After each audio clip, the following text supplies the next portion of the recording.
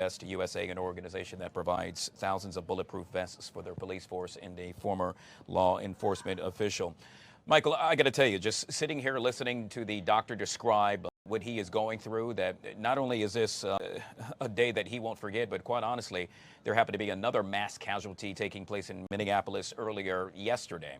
With regard to the actual gunman and what we know thus far, and he has yet to be identified, said to be in his early 20s, but what we do know is that he had a rifle, a shotgun, and a pistol. Michael, this gunman was more than prepared to carry out this horrendous act.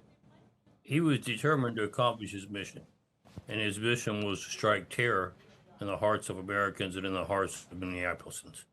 He accomplished his mission, and he was well prepared to do so by having a long-range rifle, having the shotgun, and the sidearm. Doesn't surprise me that he had so many armaments. Usually people that are involved in these situations are heavily armed, and so I would imagine we'll find out later he had plenty of ammo to go along with that.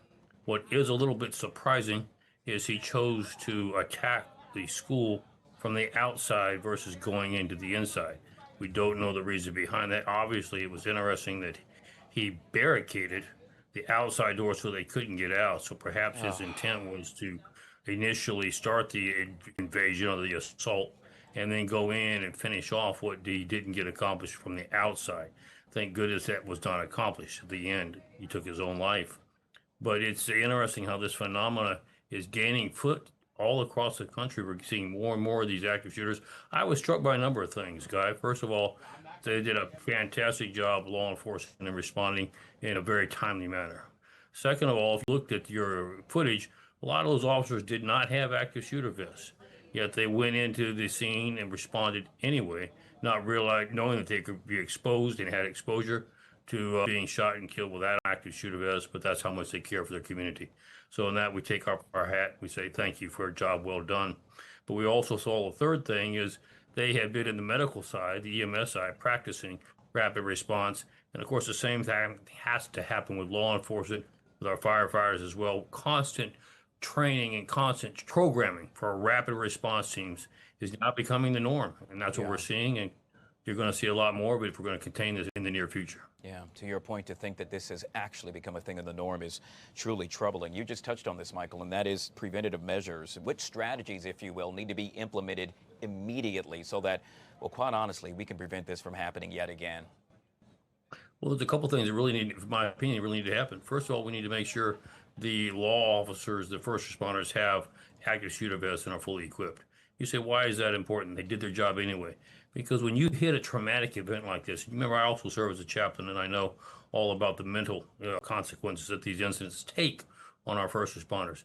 Your officers are shaken now, and they wonder, do I need to go through this again? Is it worth what I'm doing to suffer the trauma myself? They need to know that this community cares about them. And there's no better way you can do that than to pour out the support as a community itself and to make sure the officers have the necessary equipment to provide for their safety and that the officers know the community backs them. That's the first thing that needs to happen.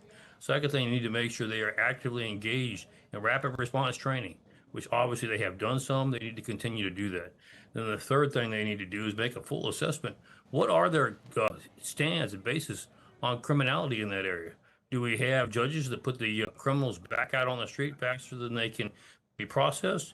Or do we have appropriate measures in place to keep criminals off the street? Then, of course, the fourth thing, we don't know all the circumstances yet, Guy, on this, but we've seen it all too often.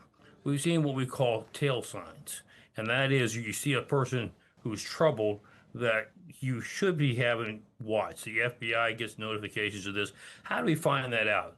Well, they post things on their Facebook, et cetera, and then we don't follow up.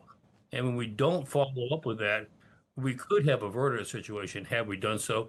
We're going to have to start concentrating more and more now, Guy, on making sure we follow up on the tips and leads that show a person's mental instability or their thoughts about creating terrorism, which is what this is, and incidences across the country. Yeah, yet again, truly troubling. Michael, it's the first week of school. We're talking preschoolers. We're talking kids only in the 8th grade. And have to deal with this. This is just traumatic and something that will follow them for the rest of their lives. So I'm asking you very quickly to switch to your chaplain hat, if you will.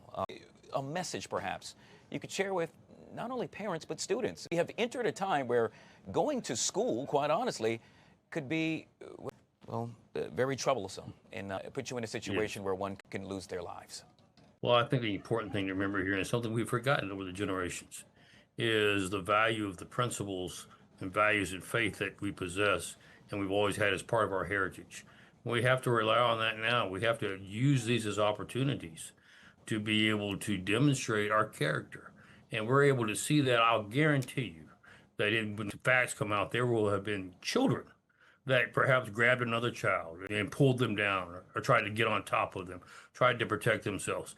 And we need to emphasize and praise those who are having values and character taught to them in their homes and other places, and that comes out during times of circumstances like this.